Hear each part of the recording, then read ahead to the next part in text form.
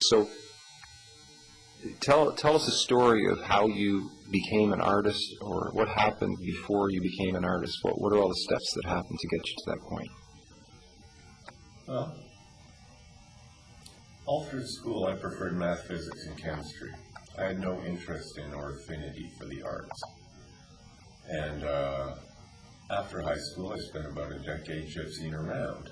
When I was living here in Victoria, maybe 1994, I met my friend David Greeley, who also had a science background and had started teaching himself how to draw at the age of 30, right?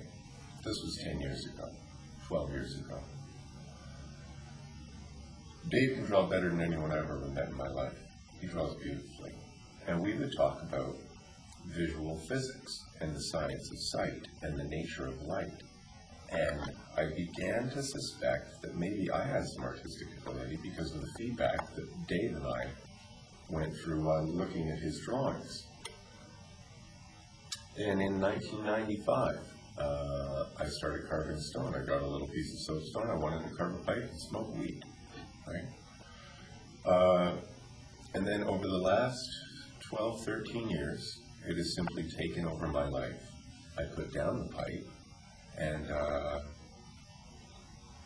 the last sculpture I did was, I started with a 5,000-pound block of Chinese marble, white marble from China. And I got paid $15,000 to carve the sculpture. So, I mean, it's coming along. I did it in about 100 hours, and my client said, well, that's a pretty good wage, $150 an hour. And I said, yeah, but you got to pay me for a decade of starving in the dark, right?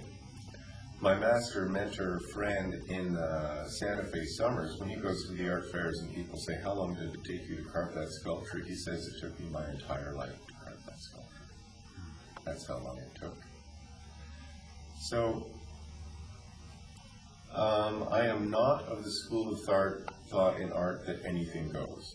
In fact, that school of thought pisses me off. I want to see some evidence of creative skill. And I endeavor to reveal these compositions that come from the realm of dreams. I mean, where does inspiration come from? Inspiration comes from God. It is then my job to reveal what God has revealed to me. And this can be done with discipline, effort, courage, sacrifice, a lot of money, hard work. And to this I dedicate my life.